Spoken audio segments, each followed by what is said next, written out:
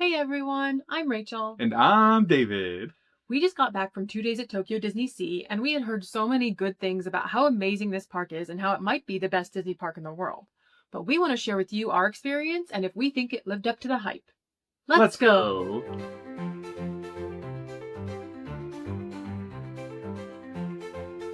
All right, so Tokyo DisneySea opened up in 2001, but it's actually the most recent Disney park to get a new land. So in 2024, we got Fantasy Springs. Yes, and Fantasy Springs is such a huge expansion for this park. We tried so hard to avoid spoilers. So in this video, we're just going to recap our day at DisneySea. We're going to start with listing out all the rides we rode and our experiences and opinions about the rides, and then just overall thoughts about the park in general. So the rides, obviously that's probably the main reason a lot of people go to any park, but this one had a lot of newer rides that have only been open about a year. A lot of the rides in both of the Japanese parks, though, are in Japanese, so just be aware of that. I think they do a really great job of telling the stories visually, and you don't have to speak the language in order to understand what's going on around you. Yeah, 100%. I really think they've mastered the ability to tell stories without really too much dialogue. Yeah. The music and the flow of the rides really do a good job of telling you everything that's going on. Yeah, so we're going to start with Fantasy Springs. Since that is the newest, shiniest toy, we're going to go through the rides there and kind of tell you what we thought of them. So the first one will be Peter Pan's Neverland Adventure. This ride is one that a lot of people said was the best going into this. Again, we avoided all spoilers, so we didn't really know much about anything, but it does have a pre-show. It's about the Lost Boys, and they take you through, and you meet up with Peter Pan and Wendy and all of the friends you would expect, but it is a very heavily screen-based attraction. Yeah, I think we don't have the exact numbers on it, but I think it was actually the most expensive ride in this area too. And it shows a little bit. You could tell the technology is really there. But for me, I don't really think that this was like that great of a ride. I was kind of surprised that there was so much, and there's a lot of attention to detail. Like the ride vehicles are all really cool and stuff. So, and I do think it's a pretty ride. I like the story. I think the Lost Boys are really fun, and I think the queue is actually pretty fun. But the ride experience itself, it's just not my favorite. I don't really like going from screen to screen and just videos playing essentially. Well, and we had a pass that we could literally ride any of the Fantasy Springs rides as much as we wanted throughout the day, and we only rode this once. That was probably mostly due to me. I really did not like this ride. The ride vehicle, though it's really pretty and really cool looking, actually, depending on where you're sitting in that ride vehicle, it can block parts of the screens and the scenery for you. So I was on the end of a row and I couldn't really see out this side because I was on this end. And I couldn't really see out this side. So it didn't block any of the main action, but it did take me out of the experience and make me feel like I wasn't getting the full experience. If you've ridden Transformers or Amazing Spider-Man at Universal, it's kind of the same concept vehicle. It's just the walls are really tall. The walls come up way higher on this than any other ride vehicle I've ever seen. And that is really weird. And it makes for like a really awkward experience. Granted, the seats are like tiered, so that was nice about it. And I do think the visual quality of the videos they are playing is actually really good. Like it looks visually appealing, but it's just not our kind of ride. I could see like little kids being excited by it or something like that. Absolutely. And that leads me into the next ride, which is actually made for little kids, and it's Fairy Tinkerbell's Busy Buggies. Is it for kids? Well, it's supposed to be for kids, but we love this ride. I do love this ride. We have our little mascot Cheese here from this ride.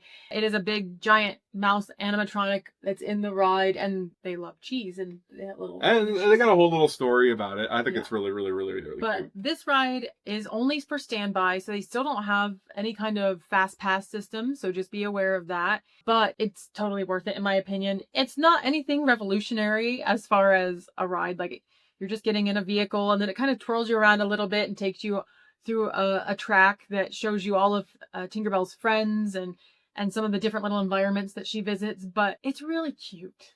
It's awesome. I kind of went into this thinking we weren't going to do it at all. And I was like, well, let's just do it so we can have the credit, and see what the queue looks like and stuff. And I think the concept's actually really, really cute. I think it's cool that like Tinkerbell and her sisters have like collected all these little charms and stuff. And you get shrunk down to fairy size. And so you're seeing like large props, physical props that are of massive scale. And I just think it's really cool how they did it. Yeah, we love this ride, and I wish I'd gotten to ride it more than once. At the point where we went, you actually still had to have a pass to ride it Mhm. at all. You couldn't even wait in the standby line unless you had a pass. So that's why we only rode it once. But otherwise, I would have ridden this a handful of times for sure. Yeah, and like this is one I think about relatively often and want to go back and do. Yes. All right, and now we'll move on to the next ride, which is Anna and Elsa's Frozen Journey.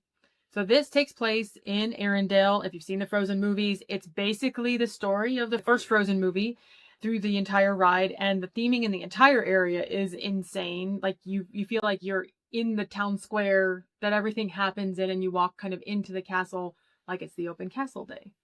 I think this is where I realized that the way they built Fantasy Springs is so brilliant and done so well that all these worlds kind of come together. And even though we were just a few yards away from Neverland and Peter Pan stuff, it really did feel like you entered the Frozen universe. And it didn't feel like there was a switch flip. It felt like it gradually happened and it just flowed so nicely. And this whole area is just stunning. It's beautiful. Yeah. Now, it is a little weird being in an area that's supposed to be cold when Japan is notoriously warm, but it works. They do a really, really good job of taking you out of that element and bringing you into the Frozen universe. It's just so cool. Yeah, this is definitely, in my opinion, the Frozen ride that Epcot wishes that they had.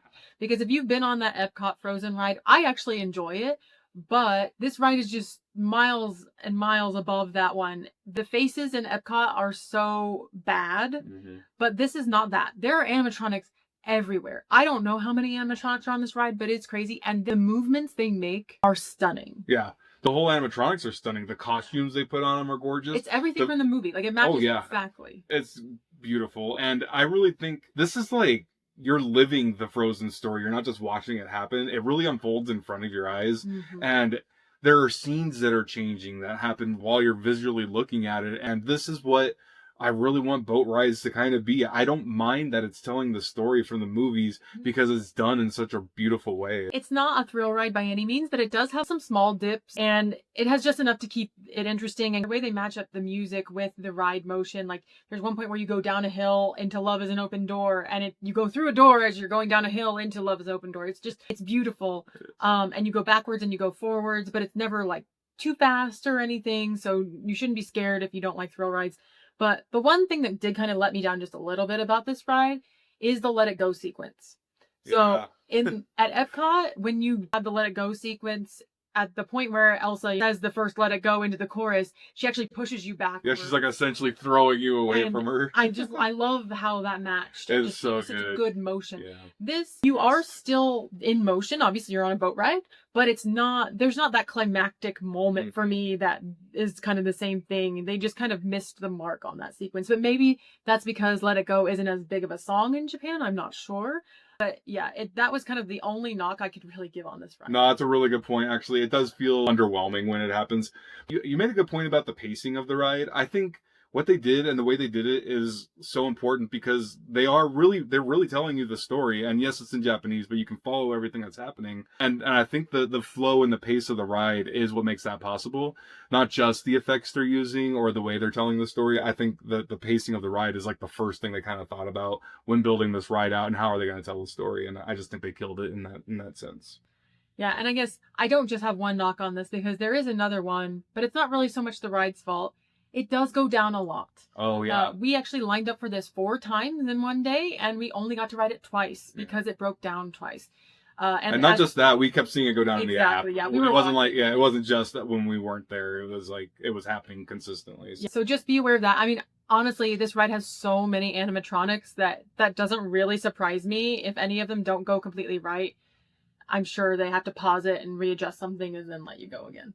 I think it's phenomenal. And I really hope that this is like the future for boat rides. It's just, and animatronics as a whole, because they really were gorgeous. Absolutely. All right. And the last Fantasy Springs ride, which I saved for last on purpose, is Rapunzel's Lantern Festival. This was obviously the ride that I was the most excited to ride in, honestly, the entire resort. In my opinion, Rapunzel does not get enough love in the United States. And so the fact that she has a whole little land dedicated to her was like beyond anything I was excited about. First thing is not actually on the ride, though you can see it on the ride, and it's her tower. You turn a corner and you see Rapunzel's tower, and then David was like, wait, no. And he took me around the corner, and then you can actually see an animatronic of Rapunzel in the tower that's outside all the time, and she's always singing. And she's singing When Will My Life Begin? Of course, in Japanese. At that moment, I'm getting emotional thinking about it. That's such a cool thing that they were like, okay, we're going to build this tower for the ride because it wouldn't make sense without it.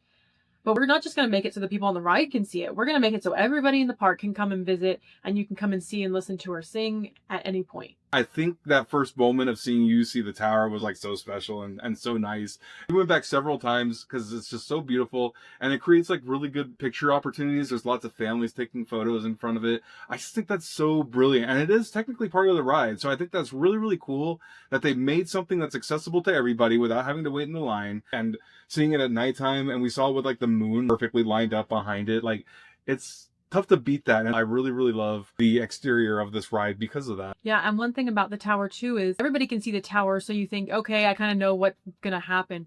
But what you can't see from outside the ride is once you're actually on the ride, you see Flynn Rider's reaction to Rapunzel singing in the tower. And we didn't even notice him at first because we were so too busy gazing up at her and listening to her sing. But then David all of a sudden goes, oh, look, there's Flynn. And he's on the other side. And then you see Maximus. And he's like swooning over her. It's really cute. So they just built this ride in such a cute way. And I guess a lot of people think that this ride is too short.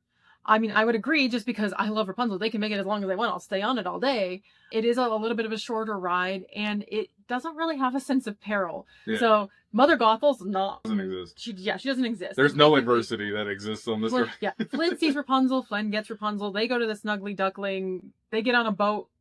They go to the Lantern Festival, and they fall in love, and then, yeah, they're happily ever after. So it does have a little bit of the, let's cut most of the movie out here because they didn't have a very big footprint to build on. But it's adorable and it's beautiful, and the detail they put into each scene, specifically the lantern scene. I mean, the first time the doors opened and I saw, like, they actually brought the lantern scene from the movie to life. Like, it looked like it looked in the film, but with animatronics. They have the Last I See the Light song, and it's both of them singing back and forth to each other. So depending on when you go through that area, you may hear a different part of the song. You'll hear him singing or her singing or them both. And the way that they did the lanterns, it just, you feel like you're in that space, in that movie. Yeah, it's really beautiful. I think the shortness is a legitimate critique, but I think they do exactly what they set out to do. I think they wanted a boat ride that just everyone in the whole family can come and see the story of Rapunzel. And even if you hadn't seen it, I think hitting that scene in particular, because they do such a good job of telling the story again, it has an emotional impact. It's beautiful. It's stunning. You don't see like the wires of the lanterns going up and down. It really looks like the lanterns are floating. It's just so well done. The music quality is really good too. You can like really hear the vocals, and I think that's really hard to nail down on a lot of these rides.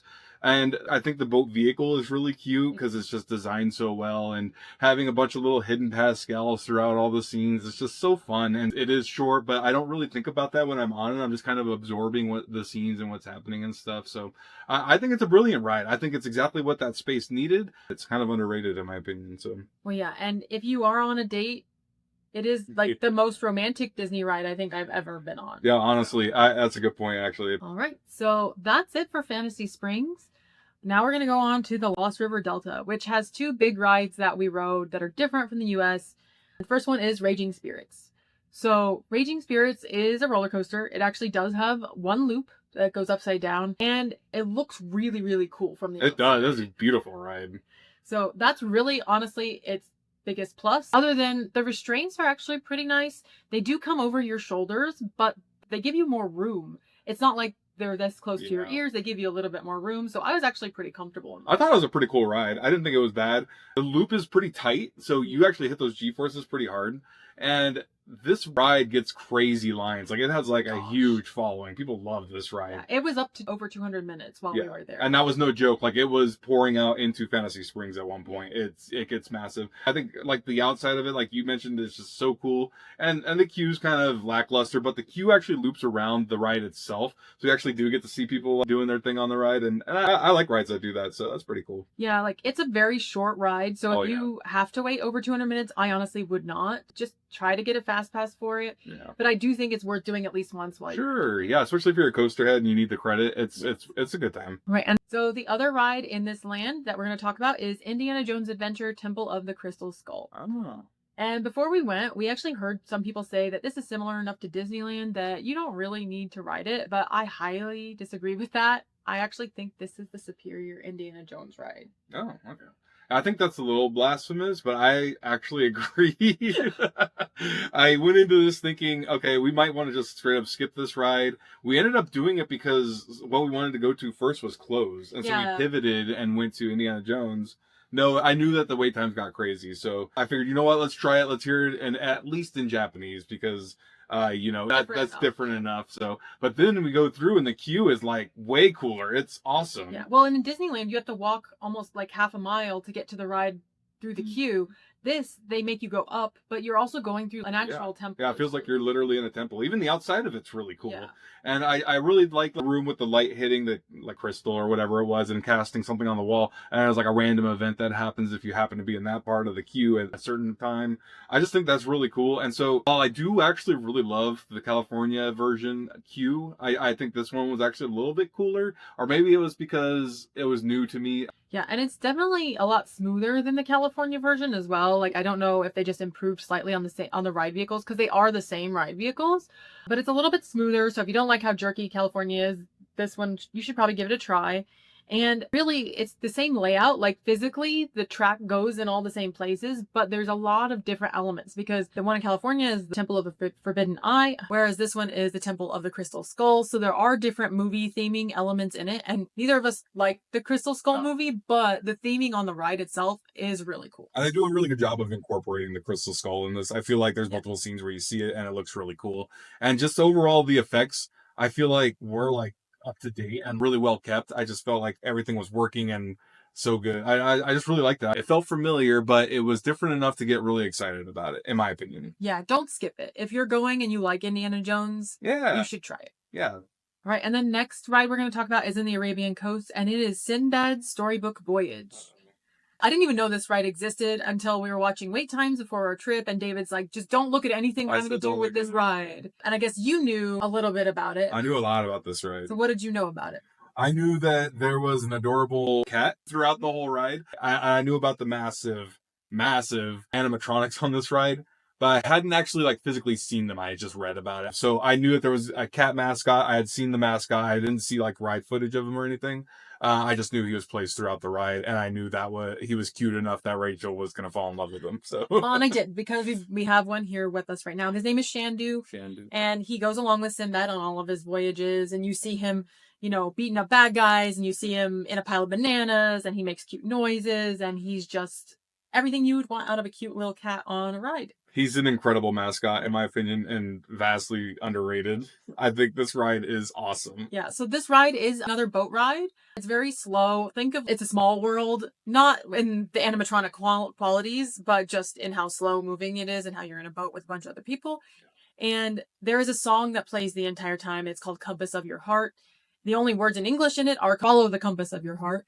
And it was written by Alan Menken, who, if you're not familiar, wrote so much of the other Disney music that you probably know and love. And it's a banger, man. This song follows you through this ride. It's a long ride. It is. It is very long. But it follows you through every room. And he's saying something different because he's singing about that particular part of the voyage that he's on. And you see so many different animatronics on this ride. It's insane. It's visually stunning, and it's like almost overwhelming. Like there's so much happening that you got all the stimuli going on, and you're following the story because again they do an amazing job of telling the story, even though you're not understanding the dialogue or you're understanding pieces of the dialogue. But this song, it's special. Like I think this is a ridiculously good song. I think this ride is really, really underrated. But I don't know. I feel like you need to have a passion for this ride almost. I don't know if we're like falling into like a cult following for this ride. Especially because it doesn't have a long wait. It never has more than like 10 or 15 minutes at the most. Like it was 5 minutes both of the days that we were there most of the time. Yeah, and when we were going through this, the first time we rode it, I was like in awe. Because the animatronics have a very distinct style to them. And it's not because they cheaped out. It was because they wanted this aesthetic built into it. And I think they killed it. It's so good. It's so cool. It's like when you look at Sleeping Beauty and how its art style was so different from all the other animated movies at that time or shortly after that time. This is a dark ride that just looks so different and it has like this style that's uniquely its own. And I just think that's so awesome. And maybe there are pieces of it you might not like it's a little, I don't know, niche on who's going to be like a big fan of this ride. But the cat itself, he just looks like a ridiculously cute cat, and he's like on this adventure and he's hopping around and he's doing all these little things, and he kind of has like his own sub story within the bigger story. And another big piece of what brings this ride together for me is like the atmosphere that the boat you're in gives you. So there's a scene on the ride where Sinbad's trying to calm down all these monkeys that are freaking out, and his solution to that is to play them a song. And I forget what the exact lyric in the song is when it's translated, but it's something about needing help from the people to help soothe the environment. And so the people on the boat start acting like they're playing violins in that scene. And it's just so cute seeing like the people get really excited. And like even the first time you see Shandu, the people are way into it. It's just so cute. Yeah, so definitely ride Sinbad's when you go to Tokyo, and you should not have to wait very long at all. No, it's totally worth the 5-minute or 10-minute wait. And so the next land is Mysterious Island. And if you don't know what that is, there's a giant volcano that will guide you there. Follow the volcano. Yeah, this volcano is massive. I had no idea there was even a volcano in the park before we went. But it's not just that you can look at it. You get to go inside the volcano, and there are 2 rides inside the volcano that you can get on. So the first ride that we're going to talk about is Journey to the Center of the Earth, because that was actually the first ride we tried to go to on our first morning in Tokyo DisneySea, and unfortunately it was broken down. So imagine me, I had no idea what this ride was, and I go into this cave inside this volcano, and there's like archaeological dig type stuff everywhere, and you go down in an elevator, which can actually be pretty disconcerting. Like I could imagine that'd be pretty scary for some people. Yeah. And then we get down there, and unfortunately the ride breaks down. But I was able to at least see a little bit of the ride vehicles. But yeah, this was definitely the ride that we tried to rope drop, and I think it's a definite rope drop contender for anybody out there. It gets crazy wait times. The attention to detail is incredible in the queue for this, but it's not one of the rides where you kind of learn the story before you get on the ride. Mm-hmm. It really kind of just hit you on the head. It's called Journey to the Center of the Earth. Oh, that's what I'm going to be doing on this ride. It's in a volcano, so I assume I'm going to see like cool lava trails and things like that. And then it has a little bit more to it, but that's kind of what you get with this ride. Yeah, some of the effects do look a little bit hokey. You're going through and seeing a bunch of like crystals. And I like it. I like that. I mean, hokey compared to some of like the crazy animatronics and things we've been talking about. It is not as new as those rides. Yeah. But yeah, you see a lot of like crystals and things like that, and it really feels very just dark ride, like you're going through almost a Fantasyland pretzel ride at a certain point, and you're like, why do I have this secure of a restraint on? Mm-hmm. And then you get almost to the center of the earth, and there are some like effects that happen that scare the crap out of you if you don't know where they're coming. It gets pretty loud down there, honestly. And then you see a giant animatronic, and I don't even know what this thing is supposed to be. We rode this before we rode Sinbad's, and I feel like that was the biggest animatronic I'd ever seen at that point, and that was probably the point for me where I was like, oh, these rides are going to be different. Yeah. Like this is going to be a completely different thing than anything in the US parks. Yeah, it's totally different. And it really does kind of wake you up. So not just in the sense of you're getting your adrenaline running, but it's like, whoa, this park is legit. This is going to be an experience that I'm going to remember for a long time. Yeah. And it's just a fun dark ride into a launch. So after you see that big animatronic, you get launched, and I actually did get some airtime, which I was like happy about. But you go like through the volcano and kind of takes you back up into the loading dock station where you get off. And so it's a dark ride, but you also get some speed. You don't go upside down. But we rode this several times. It is one you have to pay to have a fast pass to, but I do think it's completely worth it. And you can skip that over hour and a half line that's pretty much always there. Yeah, and getting the fast pass is pretty easy too. Like I felt like it was kind of always in stock, and you don't have a limit on the number you can buy. So if you wanted to fill your gaps during the busy part of the day with this ride, I think that's a killer idea. And the other ride in the Mysterious Island is the 20,000 Leagues Under the Sea ride. So again, I didn't really know anything about this, but when you go into the middle of this volcano, you go down to get to this ride. Like you legitimately walk down a huge ramp and to, some water where you can see a Nautilus off on the other side of the water, but you're actually getting into your own little vehicle. So you just go down to the water level and you get in this like boxy ride vehicle, and there's 3 groups of 2 in this vehicle, and you have like each group has their own bench, so you're not having to sit like really close to people you're not with. And you do have like a window that's where you're watching the entire ride from. Yeah, this one, when we were getting into the ride, so I knew this one existed, didn't really know much about it, but getting into the ride vehicle itself was like, oh, this is different. This is kind of weird. And I thought it was interesting that they were pulling couples out of the line to speed up the process. I thought that was actually really cool. And so, like, you don't really wait that long for this ride. And I think the effects that you see on this ride, it's actually a pretty ingenious way to do an underwater ride. Yeah. So you just have a plate of glass in front of you. It's like a window. And then there's bubbles and water.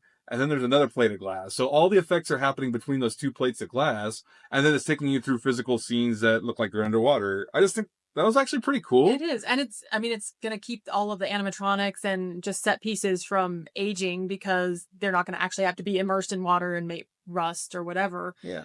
But it's also nice because it's not a thrill ride. Like, this is a ride that little kids can go on, and you're just seeing a lot of like different plant life under the water. And then you end up seeing aliens, which I was like, I don't know why there are aliens under the sea, but okay. Yeah, there's aliens in the ocean. You didn't know about that? No, I had no idea. But they gave you a little flashlight that you can like move around. Every window has control of their own little flashlight at certain points in the ride. But it's just like a slow, relaxing ride. You're indoors. I think the only knock I really have for this is that the window is a little low. Yeah. I think it's great for kids, which is probably the intended audience, so that's fine. But for us, we had to kind of hunch down a little bit to be able to really see out well. I don't even think it'd be that hard to extend the window up a little bit and just make it like a hole kind of thing. I get it because they're forcing your eye down to a scene. So if you went higher, there's probably nothing up here. Yeah. So I get why they did it that way. I just wish the initial design for this ride had factored that in. But again, it's kind of nitpicky. It's still a really cool ride, and I think it's worth riding, especially because even during the peak hours, it doesn't really get a crazy wait. Well, now on to the American Waterfront. So the main attraction in this area is Tower of Terror Level 13. This is a cousin of the Tower of Terrors in both Orlando and Mission Breakout, which used to be Tower of Terror in Disneyland. But this one is just a little bit different because it does follow a certain story that's different. It follows a guy named Harrison Hightower, who, if you know who Joe Rohde, the Imagineer, is, he looks suspiciously like him. And he's the one who helped engineer this ride. So take of that what you will. But he's an explorer, and he's gathered a bunch of artifacts from around the world, and he brings them back to his mansion that you are lucky enough to get to take a tour of. It's a really cool version of the Tower of Terror. Like, I really love the theming, even the outside of it into the inside in the front lobby, and then even the gift shop that you exit through, they all have really ridiculous theming. It's really cool. I think the base story for it helps it so much because when you're going through the queue, you're seeing all these eclectic things he's gathered over the years. And I just think that's super cool. It's like a really good way to tell a story about an actual person. And, you know, he's part of the League of Explorers and they have their whole own storyline. So I just think that's a really cool way to do it. And again, it's one of those moments where I can't read anything that's written on these items or anything like that. Some of them are in English, but I don't really know what these things are, but I can piece the story together in my head. And sometimes that's a little more scary than just straight up being told the story because your imagination you don't really mess with you. And the pre-show for this ride is amazing because every Tower of Terror has a pre-show, but this one I think is my favorite. There is an effect in this pre-show that David told me to watch it because he knew it was coming, I guess, but we literally stood right next to this thing and we cannot figure out how it happened. Yeah, I've watched the 4K footage over and over again trying to figure out exactly how this effect happens and I still can't figure it out. I kind of did to my own detriment. The first time I wrote it, I knew it was going to happen. So I focused on this thing and I'm missing what was kind of happening on the screen to the side of it. I'm like, I'm going to watch you. I'm going to make sure I know exactly what happens. And then it happened and I don't know what happened. I still don't know what happened. I'll never know. And that's okay. It's Disney magic. It's magic. It's just magic. I guess the one thing I will say about this one is it's kind of a lot tamer than the Tower of Terrors in the US. I agree. Because you don't just have a lap belt. You have basically like a seat belt, like in a car, where it goes over your shoulder and on your lap. And they actually checked us like 3 or 4 times. Yeah. Like, they are really, really concerned about security here. And because of the extra security measures, though, I just wanted to mention, I think the operations are a little bit too slow on this. Yeah. And so you kind of feel like, okay, we're all in our seats and we all have our seatbelts on, and now you're triple checking the seatbelt situation. So there is another ride in the American Waterfront that we did not ride, and that is Toy Story Midway Mania. This is exactly the same from all accounts as our versions in the US, so we didn't feel like we needed to spend time doing it, and it does get a pretty long wait there. So that's it gets crazy there. It's really, really popular. It's notorious though. It's like a lot of people on Reddit and stuff talk about it because the outside of it is so creepy. It's nightmare inducing. I think it's pretty funny because you like physically walk into Woody's mouth. And I can't think of another attraction that's really like that. So weird. Such an interesting design choice from a park that is like well known for being beautiful and well thought out. It's just a really weird choice. So. Well, and then there's another ride that is very similar to US versions that we didn't ride, and that's in the Mediterranean harbor, and that is Soaring Around the World. This does have a little bit of a difference. The queue is supposed to be amazing. Yeah.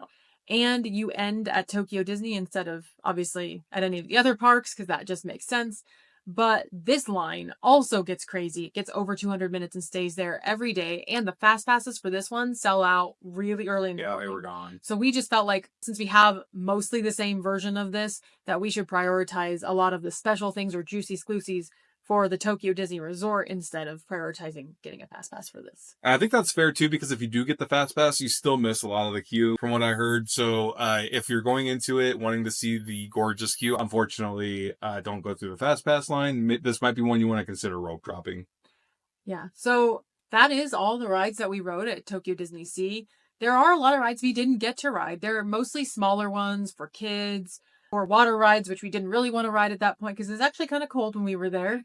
But we really just tried to prioritize the things that are special to Tokyo and our properties that we really identify with, or our newer and fill rides.